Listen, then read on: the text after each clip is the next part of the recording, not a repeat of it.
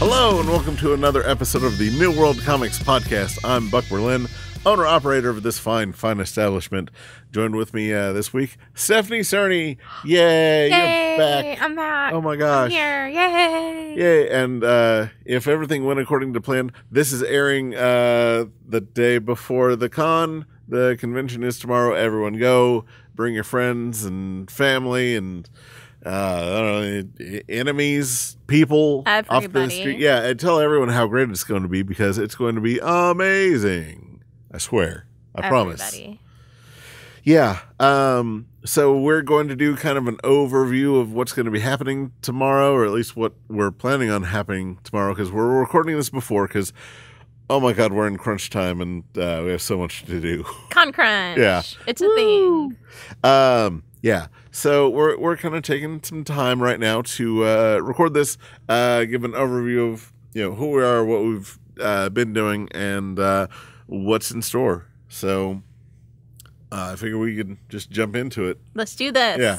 So 5 years ago now, we started our first con because Melody over at the Paramount, when she was at the Paramount, came to me after we had done a few events together and says, "Hey Buck,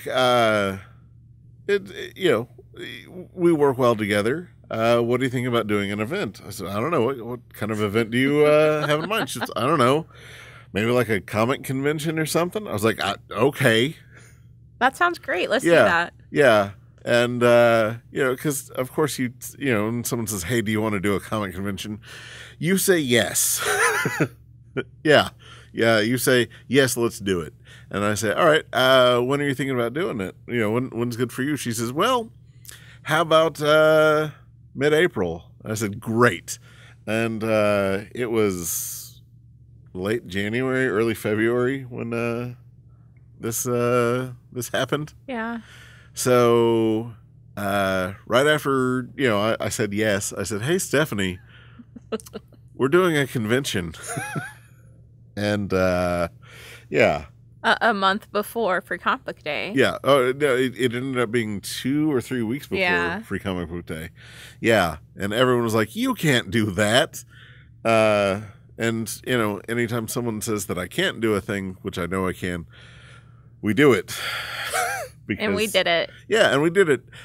We pulled it off. It was spectacular. I will always have a certain love of the Paramount building just because of how amazing it was. Yeah. Every crevice of that building, we had something amazing put there. You go down corridors, you open up doorways, you look behind other walls, and there was more stuff that we put there. Yeah, there were artists, and we were viewing cartoons and movies, and there were we had panels in the cafe, and we had vendors in like side rooms and things like that, and it was just this magical experience because the building was not to say that it's not still under renovation, but it was going through early renovation then. So there were parts of it that were just exposed brick and drywall and beams and the lights didn't work. Some of the everywhere. lights didn't work, and some of the air conditioning. Yeah. And we made it work. Everyone was pretty happy about it. Like we had the kids carnival and like the loading dock of the there was building, like a breezeway. Yeah, I think. And it was just this weird, like, okay, so if I go to the other part of the building down the way, go down the weird, awful elevator. Oh my gosh. Down the street, around the corner, and in this doorway, hey, look, there's the kids carnival. Yeah, we made everything work, and it was wonderful. And we felt like we'd pulled it off. And then all of the vendors were like, "Okay, well, sign us up for year 2. Let's do this." And we were thinking maybe we'll get 200-300 people. We ended up getting 1,000 people that year. Oh yeah, like the day it was happening, we're like, "All right, we're at capacity." Yeah. Like, what are we gonna do now? Yeah, like there was a race that happened that morning, and there were people that quit the race to come join the convention. Yeah, like a marathon was happening. Yeah, which we didn't know about. Like, no one told the Paramount about, and we were like, "Oh no, we're sunk." And then like 50 people from the thing were like, "Oh, we didn't know this was going on. Let's go." And thank God we had our crew already dressed up and in costume because they were just out on the street waving, and people just came over and wanted to be part of it. Yeah, so. It was pretty awesome. Yeah, and then the next year we ran out of space. Like we lost half of the space upstairs because they were renovating and putting in like new offices. Yeah, they were putting in offices. Legitimate tenants as opposed to me who was just putting on a show. You know. Yeah. Which I couldn't argue, but they wanted to put us in the parking lot and we would have had to put up tents, and then there was some sort of law against however many tents you could put out, and it was going to cost us like $10,000 to get the permit. And we're like, we can do this for less than that. We also don't have money. Yeah. not like that. So we looked around and found that the State Fair was the most accommodating place. And they've been so amazing. Like these past couple of years, like, oh my gosh. Yeah, outside of not letting you have any kind of helium and or Mylar balloons. Oh, which man. I swear to God, they will come after you. Do they if you have them. hate balloons? Yes. So talk to anyone who's rented there. They're like, no, they're great. Just don't bring balloons. Like, oh man, they oh my God. hate balloons. Yeah. But outside of that, they're amazing. Like, they're the best. Yeah. Like Alex and Andrea, like super take care of us. They're the absolute best. Yeah. It's been just anytime that something's come up, they're more than accommodating. They're happy to help us or work with us on everything. Yeah. Like they've been great. We started out at the Hobbies, Arts and Crafts building because our friend Art Sunday ran the Underground Monster Carnival. And we looked around and thought, it's a pretty cool building. Yeah, it's an awesome building. It's separated in 3 different parts, basically. Yeah. And that really worked well, because, again, I was attached to the Paramount and really wanted to have different rooms for different things. It's a really kind of funky building. It's a different building for the fairgrounds. Yeah. And I loved it. Oh, I absolutely love that building. But... again, we outgrew it. Yeah, the first year. Yeah, first year, and then we were at the fairgrounds. We outgrew it. Yeah, so then we were like, all right, what's the next step up? And we looked at that, and so then we went a slight step up above it and found the Centennial Building, which is a gorgeous building. Oh my God, yeah, it looked like the Hall of Justice. It was everything that we wanted out of the con, and man, we had another great year on it, and. We thought about expanding, but the numbers weren't necessarily what we were hoping for, and we never want to, go beyond our grasp. Yeah, I was happy just staying there. We were there for 2 years. Yeah, so we were there last year also, and attendance was high enough, and the vendor demand was high enough that. We had to move again. Yeah, and the fairgrounds kind of suggested that we move to a bigger building. Yeah, and when the people, that are, renting you space and want you to come back year after year tell you should probably get a bigger space. Yeah, you get a bigger space. Yeah. So we're not the full building of the Expo Hall this year because, again, trying to be more conservative on that. We're just the main hall on the Expo Hall with... if everything pans out and everything works, we'll get the whole building next year. The Expo Hall is great. It has some great natural light. So it's what Super BitCon was in. The Friends of the Library sale is there in that building. Yeah, the Friends of the Library book sale is the one that the general population kind of knows, and then the nerd crew. Yeah, we know Super BitCon. Yeah, Super BitCon. Yeah, all of our friends out there did Super BitCon there. So that's a great building. I love it. It's great. Yeah, I'm so excited for us to be in this building this year. Yeah. Honestly, there aren't many buildings out there that I'm like, no. It's just that one that got suggested that I don't even know the name of it. But I don't either, but it was super slopey. The whole... It kind of looked like a dungeon.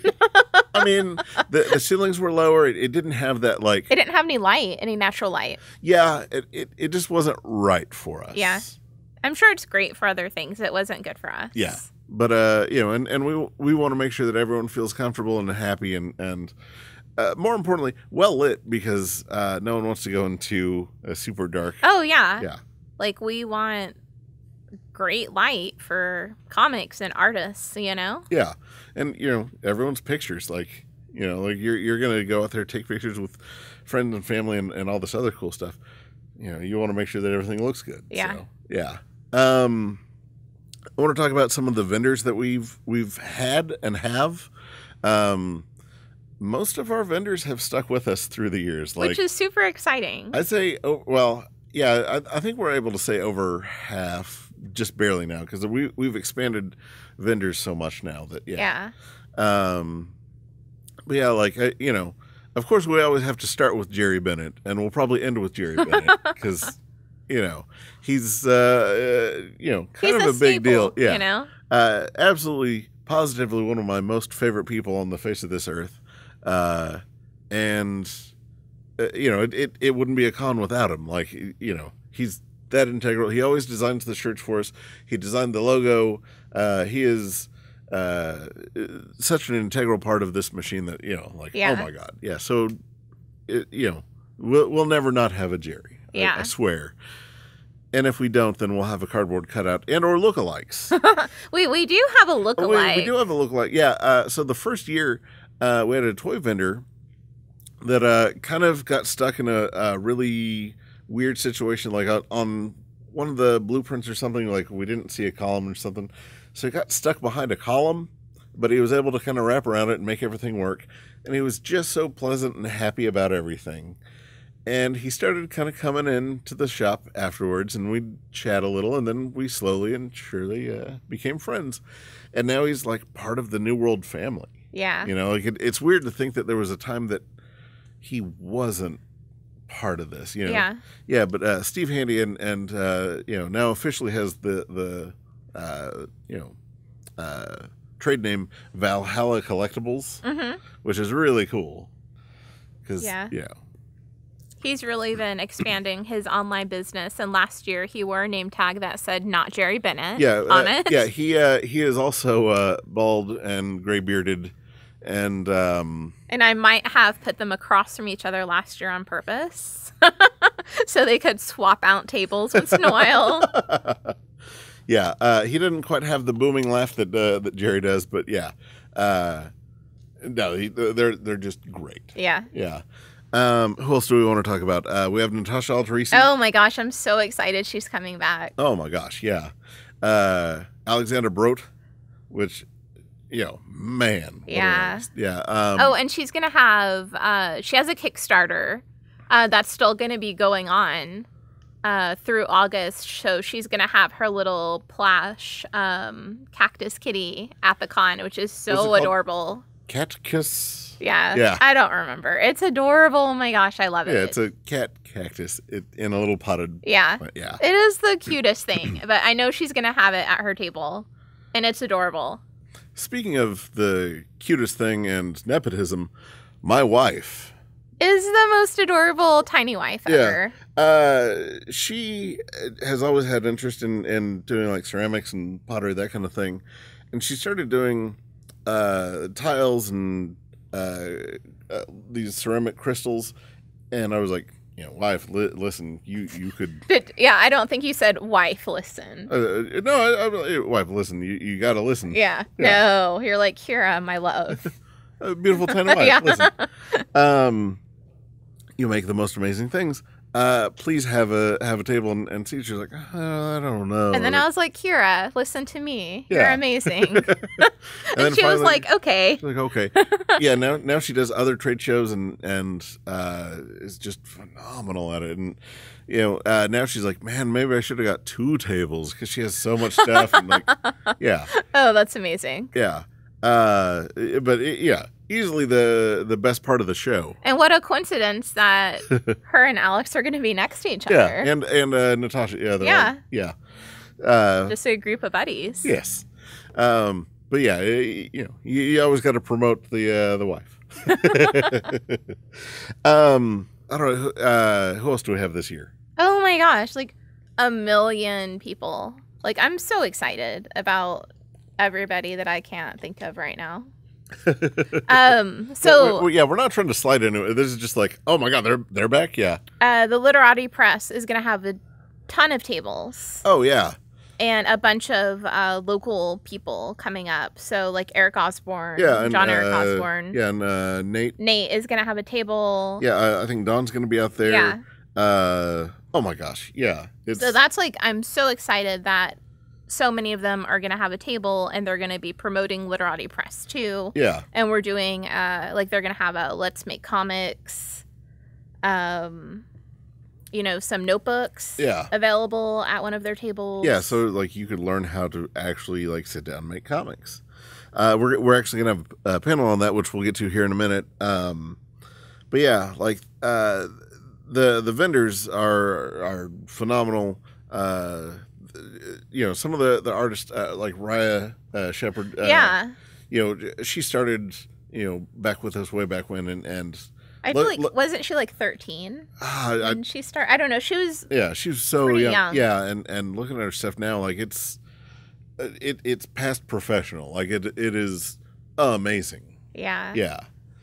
I can't say enough good stuff about it. It's like it's so great, and it makes me so excited every year to see people, because it's like a little reunion and like a little con family, and it's like I know all of the artists that have done it every single year, and it's so exciting to see them all again. It's real fun because like there's a lot of people that it's their first year, but they still feel that inclusiveness of like, oh man, hey, we're part of this thing. Yeah, because I mean, at the end of the day, we're building community here. So, and it's like, you know, like Harold Neal's little boy. Like, oh my gosh. Oh, I love him so much. And it's like he's like my little buddy, and he'll like run up to me and give me a little hug, and I'm like, oh my gosh, you're so big now, you know? Like I love stuff like that. Like it makes you just feel so good, and then that's like another part of us doing this is just this whole community aspect, you know? So we have some panels as we do every year. The first year was me making fun of as many of my friends as I possibly could. Which you did a really good job of that. Yeah. The one that we don't have a full recording of is the Jerry panel, which was absolutely the best, and he has to never do that like that ever again. Yes, he did. Yeah. And he asked me specifically if he could forego being the center focus of a panel this year. But I still got him on a panel. We have him on a panel. So the panels that we have this year, we're doing Teenage Mutant Ninja Turtles and Power Rangers. Superhero School. So you're going to be able to show up and meet and see the cast of the Ninja Turtles, like, Michelangelo, Raphael, Donatello, Leonardo, Splinter, Shredder, Casey Jones, April, and then you'll get your original 5 Power Rangers. Which is like totally awesome, and that one starts at 11. Yeah. So the con opens at 10, and then the first panel starting at 11. Yeah. So it'll give you time to kind of look around, and then find your seats. You can talk to the heroes. You can ask them questions. They'll interact with you. So it's a really cool like interactive improv play. So we're really, really super excited about that. And then right after that, I think we have Quick Draw. And if we don't, then we'll have it posted at the con. Yes. After that, from noon to 1, we're doing Quick Draw. Yeah, which it's a fun little game where someone writes 10 things, and someone else writes 10 things, and then you look at it as one item. You read it straight across, look at it as one item, and you end up with things like Toaster Cat. Yeah. Yeah, or, I don't know, Octopus Box. Yeah. Or, Yeah. It is one of our favorite games. Yeah, so we tell all these artists that they have 1 minute to draw whatever this thing is, whatever their interpretation of Octopus Box is, or, I don't know, bottle helmet, or phone toilet, whatever. Yeah. It's 2 unlike words together that you have to make a thing. And then they draw it, and everyone gets to laugh at how innovative and amazing it is, or how terrible it is.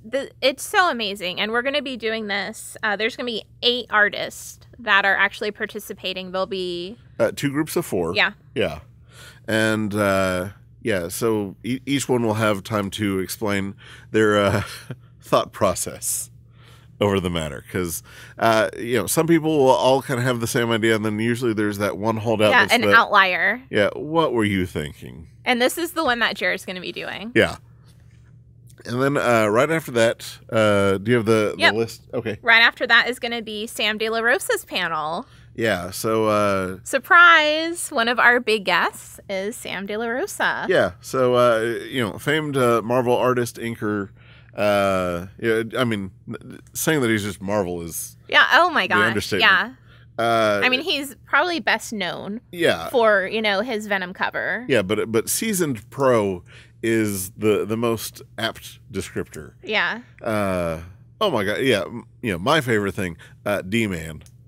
Oh my God, yeah. I mean, but one of our best friends is like, oh man, I can't wait for him to sign my Predator. Yeah. Yeah, because he did the Predator comics. One. Yeah. And then right after Sam, we have Sandy Selner. Who was Alpha 5. Yeah, in the original Power Rangers show. Yep, so she's going to be doing a Q&A too. Yeah, because, when we had AD on the podcast and we ended up doing the two-parter on Power Rangers, yeah. I learned so much, and there's so much more I want to know about someone who was on set and doing all of that. What was it like? Because it was the thing to take over kids programming at the time. Like it was the big thing. So how cool is that? Yeah, and I'm so excited. Like both Sandy and Sam have been like the nicest people to talk to. Right? Yeah, they're not pushy or being jerks or whatever. Like they're so. Awesome. Like they're just so great, and they're gonna have tables at the con. Like it's just gonna be. This is so exciting for us. Yeah. After that, we have the How to Make Comics. Yep. With John Eric Osborne. He's gonna go the step-by-step process in which to get started making your own comics. It's not gonna be super in depth, but it'll be the overview of start with your idea, break it down. Here's the drawing. Here's panel pacing, that kind of stuff. And I think they're going to hand out the little booklets there too. Awesome. Yeah, on how to do it. That'll be great. Yeah. And then after that we have our famed costume contest. Which this year we're doing some different stuff. Yeah, which we'll still have Dre hosting. Oh, for sure we're going to have Dre hosting. Yeah. Back by popular demand. Yeah. Yeah. In fact, we were told not even to do this if we didn't have Dre. Yeah. Yeah. Like there's no way we can even have a costume contest without Dre. Unless he's sick tomorrow and we have someone else, and then we're really sorry that we said this. But. Yeah. I don't think he can be sick. Yeah, he's not allowed to.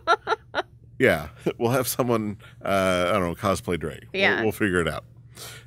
Yeah, force Marcus into it.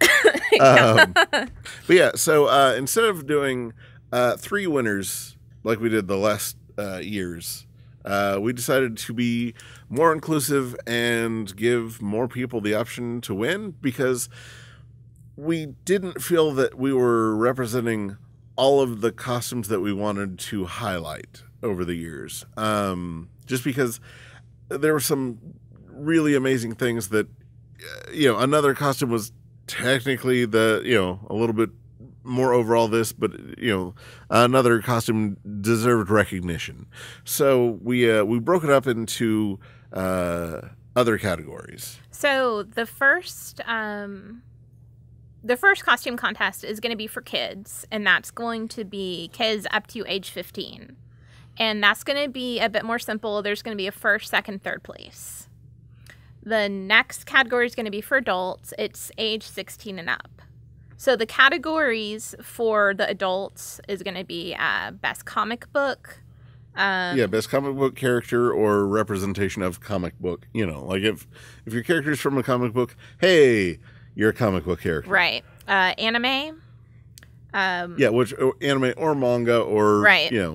Yeah. Video game, sci-fi and fantasy.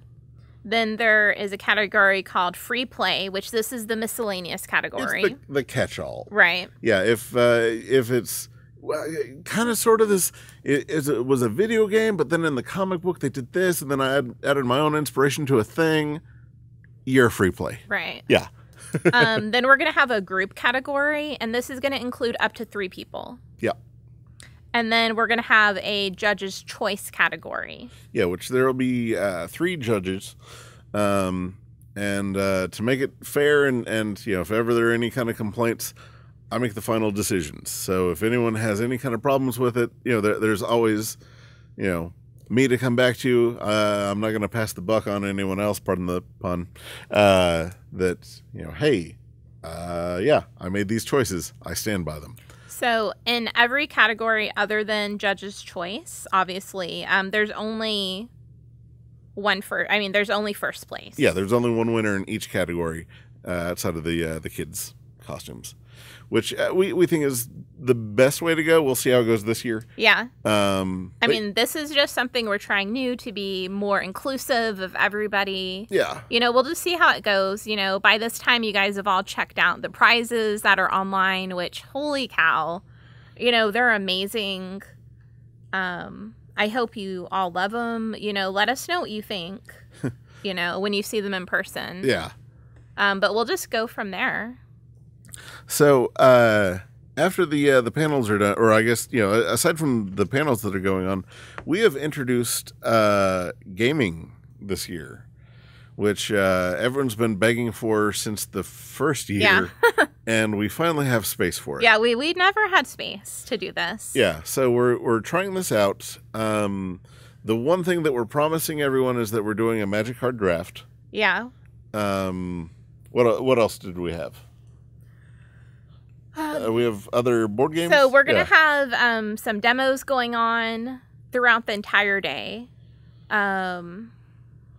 We'll have some tables for free play. Yeah, so there's going to be some free play tables and then some demos. So there's going to be the Swiss Magic game going on that'll have 16 people playing.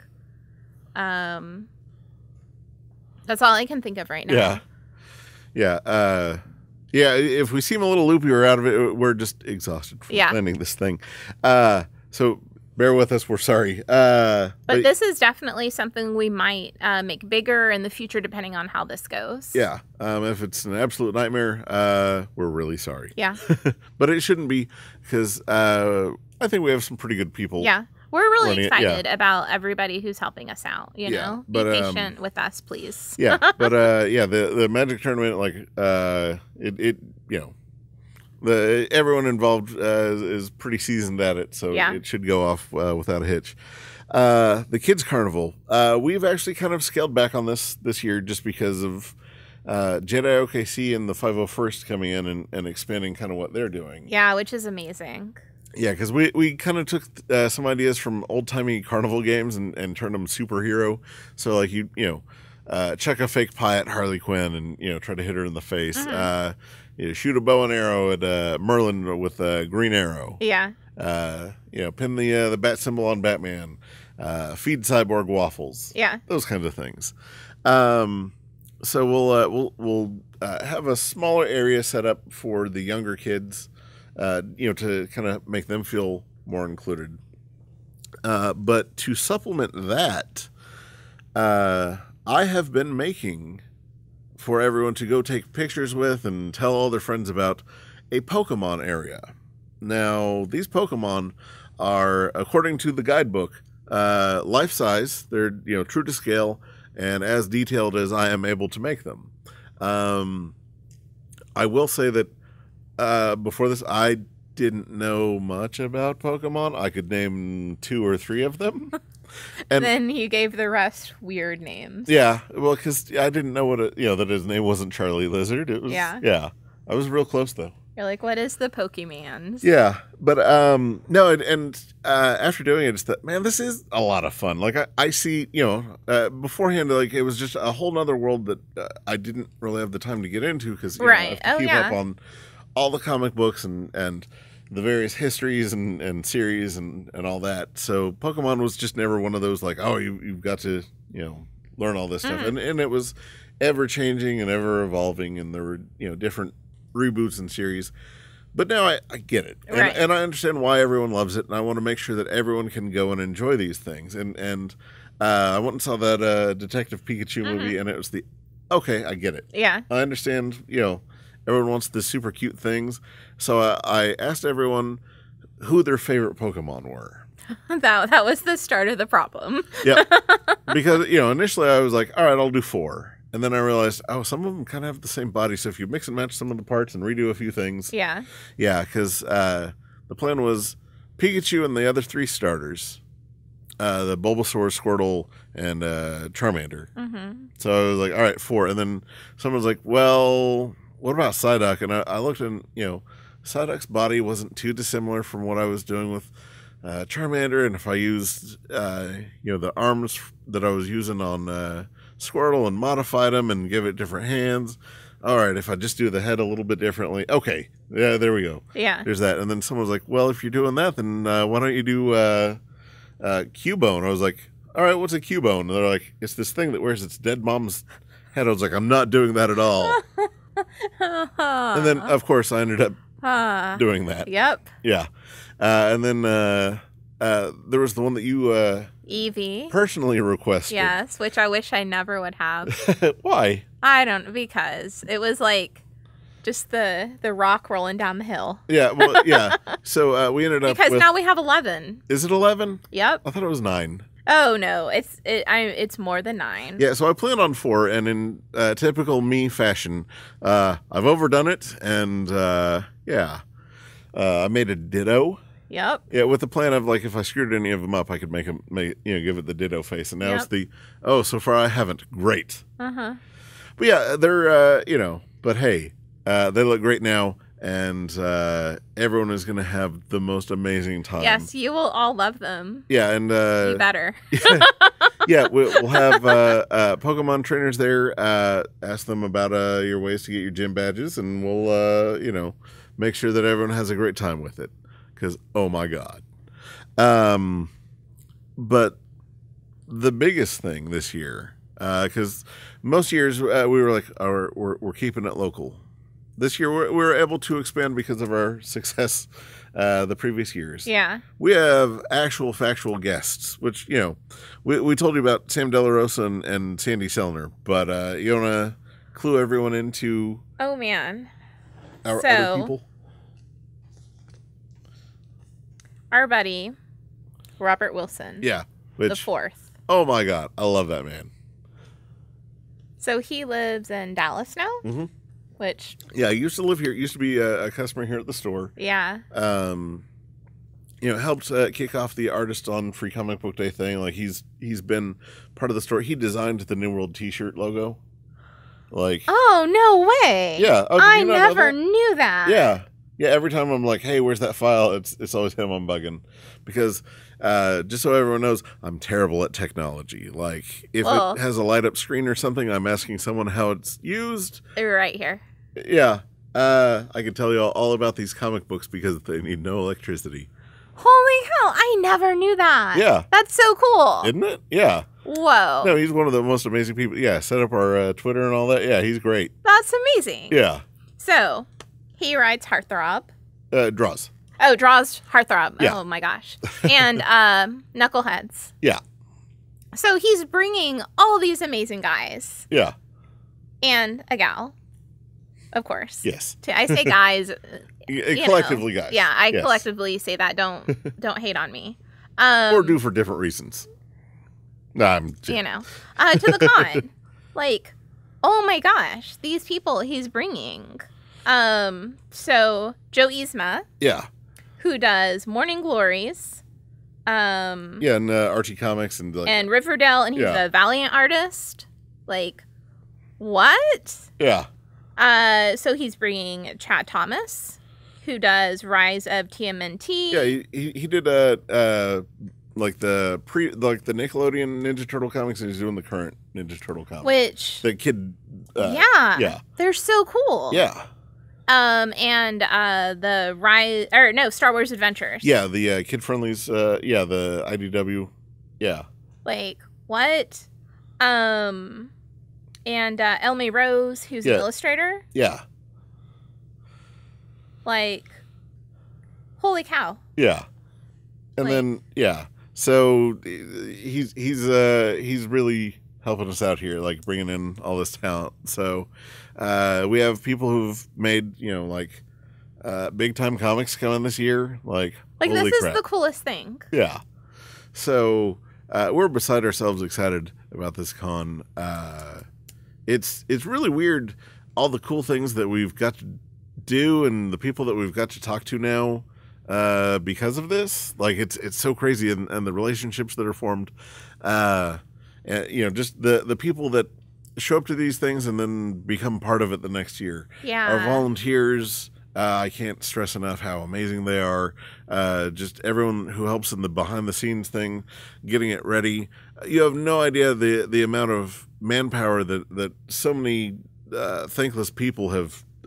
I almost feel like saying that they're a volunteer just that doesn't even cover it. Yeah. I mean, like, I wish there was a better word for it, because they are just like amazing, selfless people. Yeah, lifting heaven and earth, making sure that we have things, blueprints of things, talking to fire marshals, coordinating guests, staying inside hot, sweaty rooms all day and telling people where to go, making sure that people get fed, helping people in and out of costumes, just and like with a smile on their face all day long. Or there's a crazy person who runs the panels for us.